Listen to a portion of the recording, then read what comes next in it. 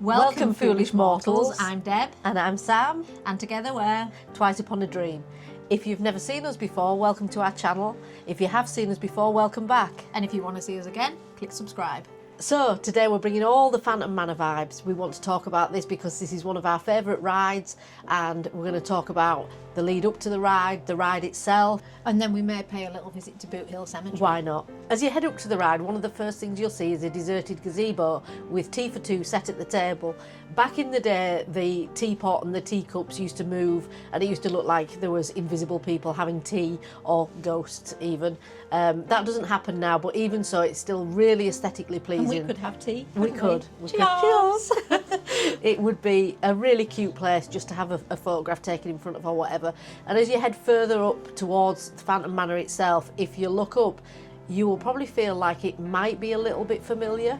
And that is because it was modelled on the Norman Bates house from the Psycho movie. And as you head into the ride itself, you end up in this beautiful room, but it looks very jaded, very old, very worn, and you have a voice telling you that beauty once lived in this house, and then all of a sudden it comes alive, the wallpaper looks less worn, the people in the portraits start to look vibrant and fresh. So, and the next thing that happens is you go into a holding room, which is known as the stretching room, for obvious reasons, because when you go inside it looks like the room is stretching as the walls go up and more of the portraits are revealed. It's a really cool room, and then lightning flashes, and then the door opens on a beautiful corridor all lined with portraits and ornate things, and it's absolutely beautiful Victorian aesthetic all the way through the little walk through. In fact, we were lucky enough to be released from the stretching room first once, so we got to see it while it was empty. Absolutely beautiful. I'm playing the video now as I speak anyway, so you can see that for yourself. And then you get your very own doom buggy to go and experience the ride. The strange thing about this ride is you actually feel like you've had an experience before you even set foot in your doom buggy.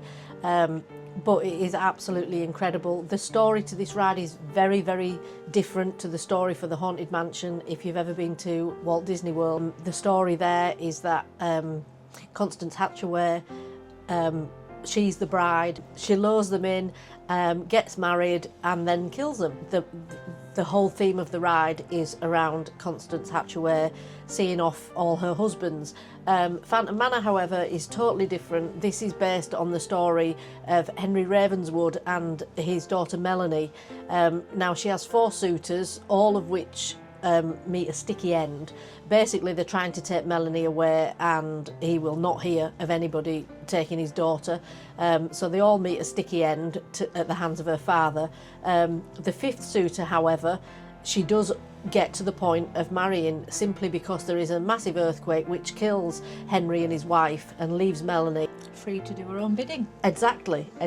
However, Henry returns as the Phantom of Phantom Manor, lures her intended up to the attic, where unfortunately he is found hung, and Melanie is then left in a wedding dress and a bouquet, walking the halls of Phantom Manor, weeping for her love, who she believes has jilted her at the altar. We get on our doom buggy to go through and tell the tale. And then as we go through, you'll see iconic scenes like Madame Leota in a crystal ball. Absolute icon that she is, and she'll be talking about the vanishing groom and calling on witches and warlocks to come to the ball. And the ballroom scene is absolutely gorgeous. I mean, you've got ghosts dancing, you've got an elaborate table all set up for a wedding reception. It's just so cool, and it looks so realistic. I mean, the Imagineers just did an amazing job on this. So, you know, it's mind-blowing every time you see it, isn't it? Yeah, first time you see it, 357th time you see it, next time you see it, it'll always be. Yeah, absolutely fantastic, incredible. Speaking of the wedding reception, can you remember when we went at Halloween? This is a total... We're digressing. Yeah, I've gone off on a little side mission now, but if you happen to be in Disneyland Paris at Halloween, the Lucky Nugget turns into the Unlucky Nugget, and it's themed on the reception that never was of Melanie's wedding, and it's absolutely brilliant. The food is all themed, everything. We had a good time, didn't we? If you love a wedding reception, and who doesn't, because food, head over to the Unlucky Nugget at Halloween. And the other thing that's very different from the Haunted Mansion is the kind of end scene of the ride in the Haunted Mansion is set in a cemetery where, you know, they're all the ghosts are materialising. However, in Phantom Manor, it's an Old West scene, so it's totally different. I would say that Phantom Manor possibly has a slightly more creepy vibe than the Haunted Mansion. And it has them really cool sort of smoke rings, the invisible cowboy ghosts blowing the smoke rings in the air. I love that. It's incredible. It's very different. Both brilliant, aren't they? And then when you come off the ride, instead of hanging right like everybody else and exiting the ride, stick this way, stick left, and you'll be visiting Boot Hill Cemetery. Yeah, absolutely.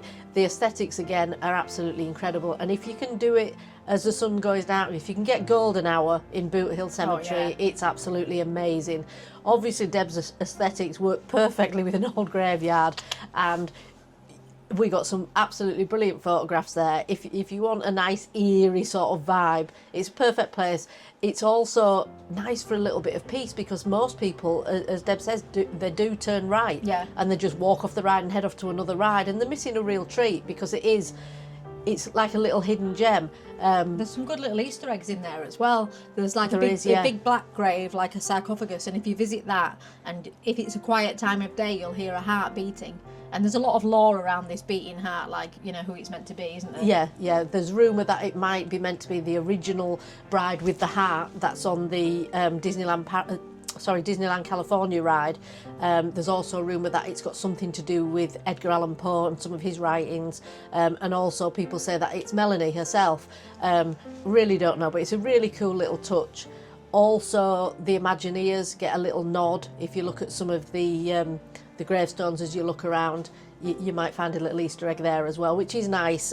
Particularly Jeff Burke, who was one of the driving forces behind the design of the Phantom Manor, and I think it's really nice that there's a little nod to him in there as well. Oh, because they absolutely deserve a medal. I mean, the Imagineers on this ride, they just absolutely perfected it. Incredible. They nailed it, didn't they? Yeah. So, because Phantom Manor is one of our favourite rides, not just Phantom Manor, also the Haunted Mansion and the Tower of Terror, all that sort of old aged aesthetics where things look dusty and old, we love that sort of aesthetics. And I have to say, as soon as our daughter left home, I said to my husband, right, let me out that room. And I turned the attic room of our house into a Haunted Mansion, Tower of Terror vibe. Complete with the Haunted Mansion wallpaper. It's all green and purple, and I absolutely love that room in my home. It's a little bit cheesy, but I do love to have a nice little Disney room. Deb, however, actually lives in the Phantom Manor.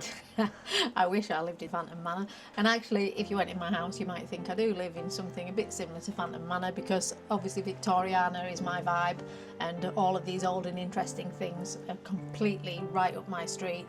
So every time I go through the corridor to get on the Doom Buggy, I look at the furniture and I just think, oh my God, it reminds me of home. I'm home. I absolutely love it. So, yeah, I guess we've both got a little Haunted Mansion, Phantom Manor type thing. A little touch of Disney in our own houses, in different ways.